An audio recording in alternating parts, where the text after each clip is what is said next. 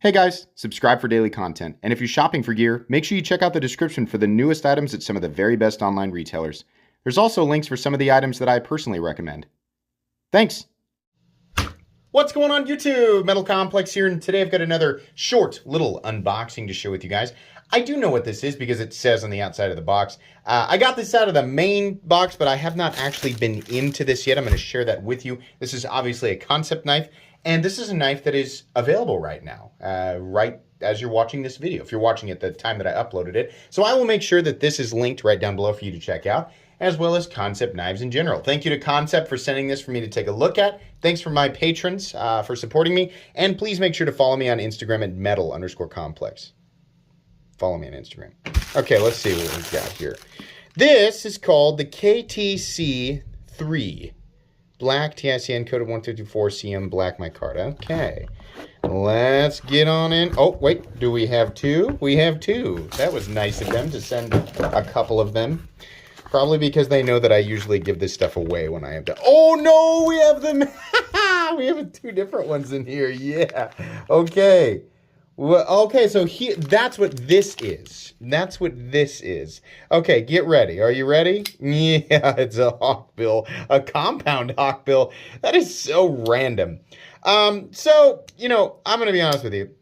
This is probably my least favorite blade shape. But it's also one of the, least common blade shapes.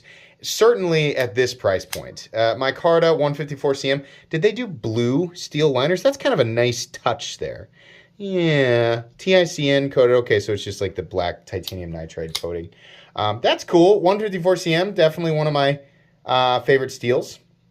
Probably not going to be the most fun thing in the world to sharpen, but at least it is consistent. So, well, I mean, kind of. You do have a thicker edge here and a thinner edge here.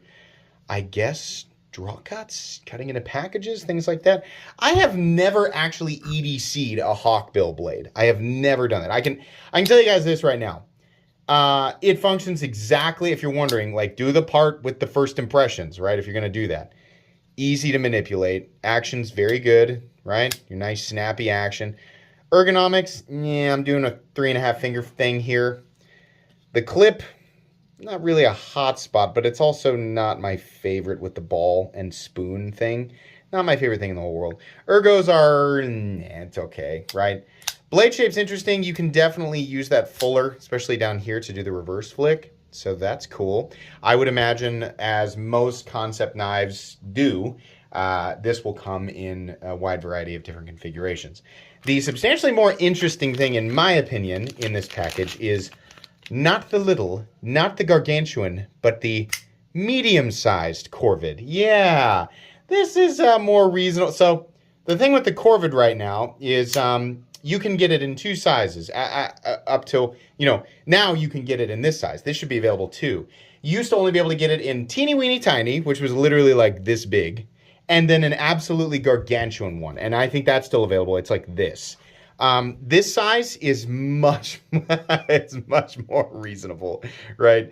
I like the Corvid. I think that the cleaver blade shape has its limits as far as utility, because you're kind of, yes, you still have a tip, right, but not a traditional tip. So puncturing, right, for the most part, your puncture tasks, you can see that this mat is completely and totally unharmed.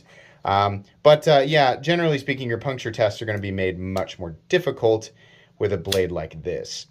As is the case with the XL Corvid and the Mini Corvid, at least the versions with the G10. There's probably a really good price on this. I actually asked for the same configuration as the XL one that they sent me. The forest, I think the dark forest green and black layered G10 actually looks really good. I like whatever this coating is. It's real shiny, but it looks good and it looks consistent. This is also 154 CM. Nice, meaningful choil. Pretty happy with that. It's a nice, deep choil there. You only get a few. Here, let's measure it. Because this one's now, there it is. This one's now different than obviously the XL or the smaller one. It's not truly in between, right? It went like tiny, then like medium small, and then massive, right? So it's not exactly in between, I don't think. Overall length of this guy is just shy of 6.5 inches. Blade length is definitely under 3 inches, so that legal limit there, guys. And then actual blade length, probably 2.8 3.5. Cutting edge is exactly 2 1/4, right? So that's cool. This one definitely can be reverse flicked out for sure. That fuller can be used that way. Thumb studs, definitely. And honestly, can I get this? Yeah, you can do that too. Kind of painful. Easiest way to flip it is definitely with the flipper tip. These are both cool and definitely both kind of, right? Like, I know that there's going to be people making justifications for the hawkbill. As far as I understand, that is more of a self-defense style blade, but, you know, again, it's like I always say, let's be real. Statistically, the vast majority, and I don't mean like 60-40, I mean 99.99999% of people, regardless of why they're carrying a knife, right? The vast majority of people, the vast majority of the time, are just going to be cutting open packages and simple stuff with their knives, right? Or, you know, even in a harder use scenario, doing more like bushcrafting. You're not actually, most people, most of the time, are not defending themselves with knives, right? No matter what your circumstances are, right? Even the people out there with the most tumultuous relationship with society are not fighting off bad guys the vast majority of the time, right? So while that is the case, I guess, with this, I still tend to look at all bladed objects as tools first, right? Both of them, in that sense, kind of have some unnecessary, some parts that make them less not yet less utilitarian, less convenient, less economic, I guess, day to day than a traditional sheepsfoot, Wharncliffe, or I know a lot of people say, well, Wharncliffe is also self-defense. Wharncliffe is also, I'm pretty sure Sioux and Wharncliffe were designs for sailors originally. Maybe I don't know what I'm talking about. I'm sure somebody will tell me. Somebody will seize the opportunity to educate down below, which is fine, right? Let me know. It's fine. Whatever the history is, the history is. But yeah, there's definitely still some like unnecessary here, right? So we can justify it to ourselves however you want. By all means, carry what you think is cool, because I definitely have stuff. I have definitely made purchases that are ridiculous and have no, you know, measurable utility in my day-to-day, but I don't really care about that. I carry them or collect them because I think they're neat. So both of these definitely have elements here. The nice thing is neither of these is going to break the bank. Neither. How do you say that, right? This was from my doghouse. I was shoveling and not paying attention to how close I was to the doghouse, so I cut the corner of it. They're neat.